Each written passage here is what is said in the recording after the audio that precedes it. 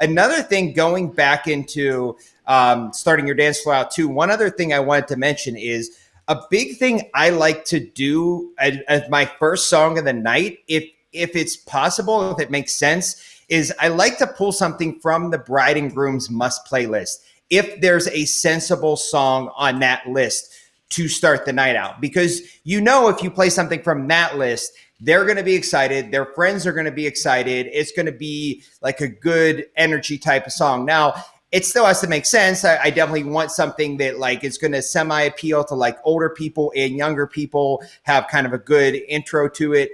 But, if they have a song on there where I'm like, okay, this makes sense to play for a opening the dance floor song, then I always like to open the dance floor with something on their must play or play if possible list.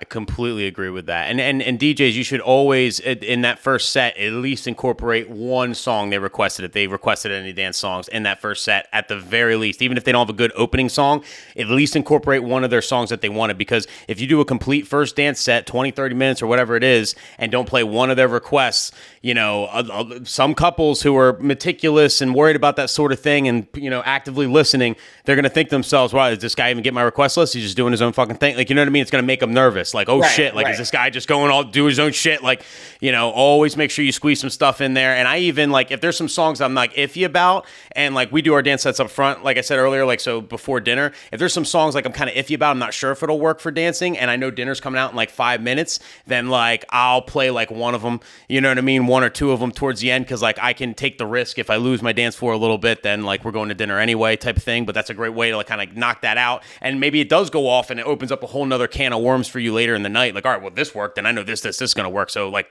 it is a country crowd, or it is an emo type crowd. They do like this shit. Right. Like, you know what I mean?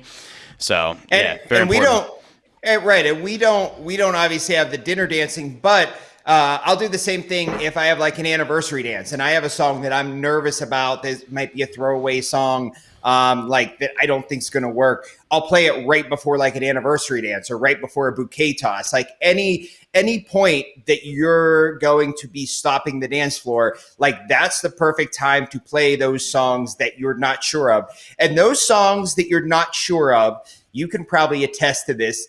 Either they bomb or they go over amazingly well because it's some 100%. Big sing-along moment with all their friends and stuff. Like, there's no middle ground. Like, the songs that you look at and you're like, that's not a dancing song. Either people go ape shit or it just falls apart. 100%. So you got to have a plan. So either do it like you said there. If I'm going to do it in the middle of a set, I know how I'm mixing into it and how I'm mixing out of it ahead of time. I did that with, I had Middle Eastern music last week. I talked about it on the show, and I knew already how I was going to mix in, how I was going to mix out, how I was going to do it ahead of time. And that way, regardless of what happened, either it went off or it didn't, I'm not stuck with Serato face trying to figure out how to get out of it, so.